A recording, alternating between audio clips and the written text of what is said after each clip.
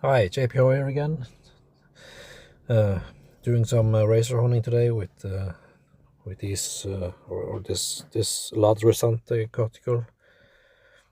Yeah, or at least it was sold as a La Dressante. I'm not sure if it's this is also a La Dressante with it's a pink hue and almost like a mother of pearl shine to them. This is not the same pink spots you get with the Lagris stones. These are slightly different, and I have two with these characteristics, and they are both really good and easy to use. So I'm not sure. I've seen these similar types of stone advertised as La Viennette stones, but really doesn't make much difference what vein they are from, but they are, in my opinion, exceptional Coticles. Really easy to use, and these particular stones cut extremely fast with slurry and just with water. So, and they have a really silky feel. So they're really easy to use and almost like a synthetic stone. It's almost impossible to mess up with these because yeah, they're easy to use.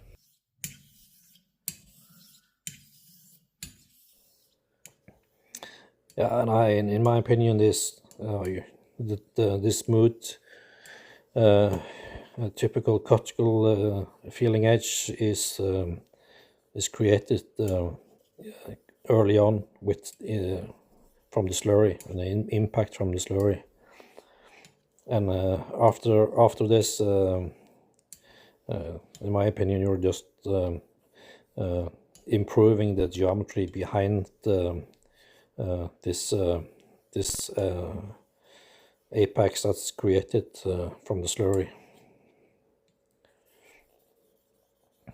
So the garnets create some convexity behind the edge, and after when you dilute, you're almost just flattening that and improving the geometry. So that's just my understanding.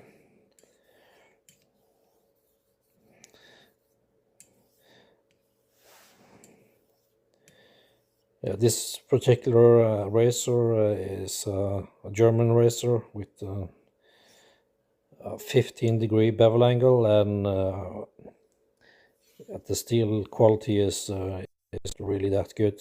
And at this bevel angle, the steel can't hold either a refined synthetic edge or even a fine J-nut edge. So you probably need at least 2 layers of tape to get this particular razor to hold a good edge with a really refined apex. Yeah, I'm now just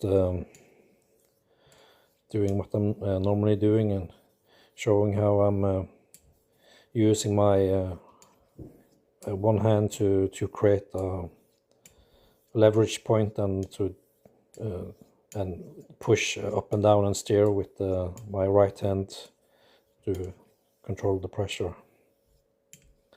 So I'm pushing a little down on the spine, but I'm also lifting up, so there's really not much force going from the spine down to directly to the stone.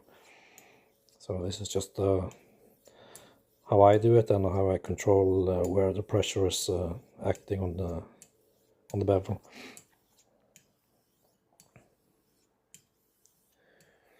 Yeah, I'm just going by feel.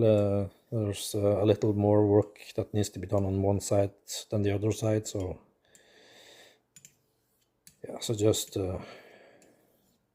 this you don't even need to do much considerations about the slurry, because this is so easy to use, because it's cutting really fast even with a little slurry on the stone.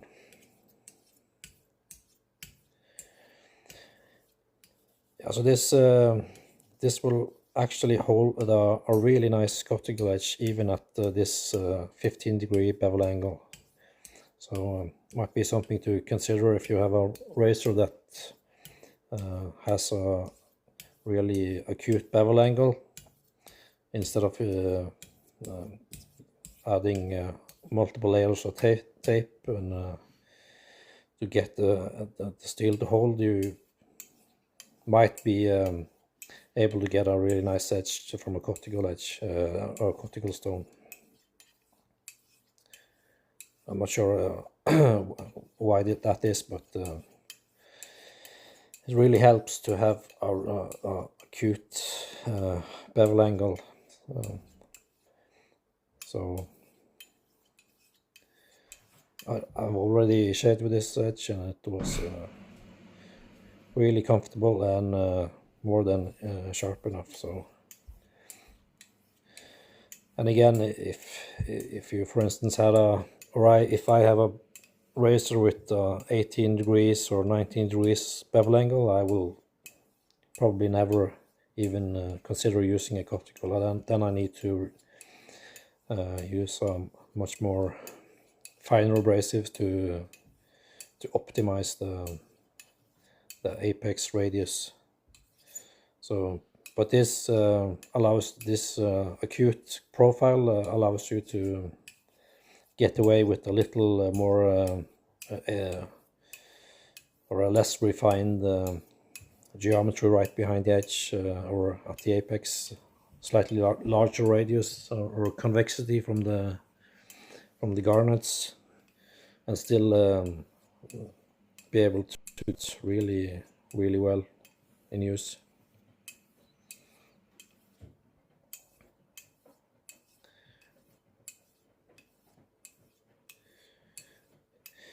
Yeah, and again, the reason I'm speeding up the strokes is just to enhance the feedback.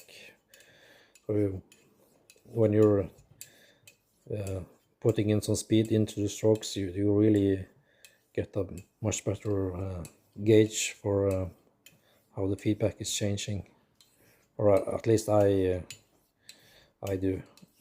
I'm not able to do these short strokes or slow strokes, because then I'm lose most of the tactile feel I get from the stone.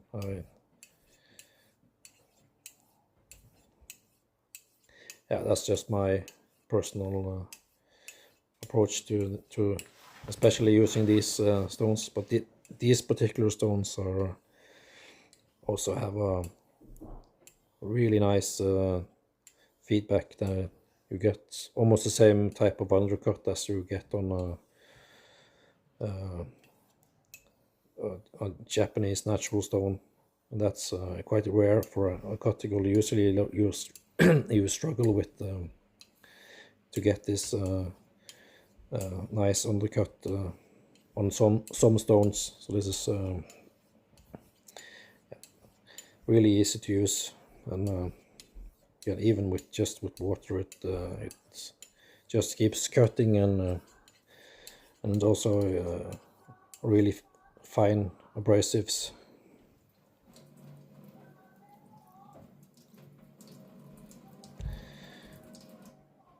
Yeah, now it's probably ready to shave with, but doing a little extra with WD-40.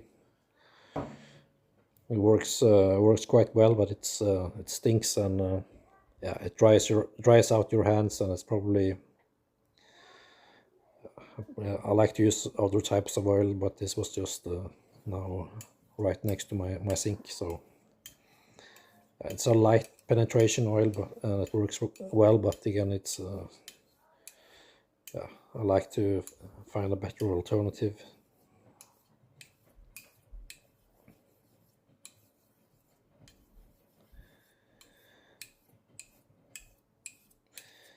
Yeah, and again, this turned out to be a really nice shaving edge, and and it will also seem to last throughout the shave. I've honed this razor on J-nuts and other stones before with this geometry, and it's you get through one pass, and then you can feel that the edge is starting to degrade. So this 15-degree angle is really too acute for this steel to take a really refined edge.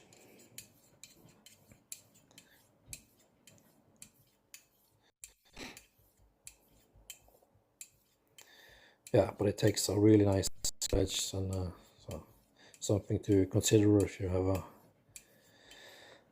a soft steel with an acute bevel angle. And I also think that most of these old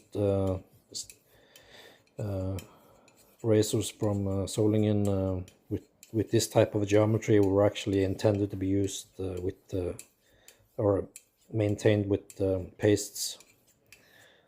I've had quite a few new old stock, both German razors and Spanish Filamorca razors with the original bevel angle, and they all came with a pasted edge. So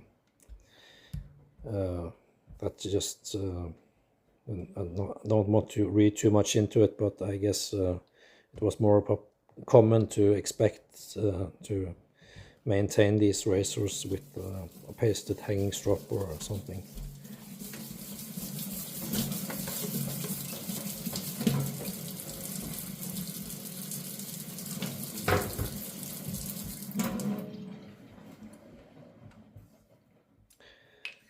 Yeah, it takes a little work to get all the oil off, and it doesn't seem like it's penetrating into the stone, so yeah, I'm not that worried about this particular stone, but my other Lavienet stone seems to be a little more not porous, but they seem to absorb a little more oil. So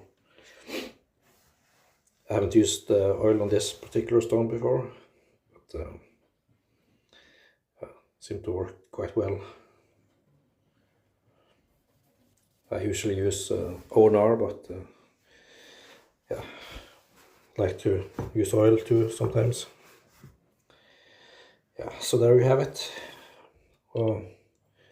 Just showcasing these Dressante stones, and yeah, thank you for watching.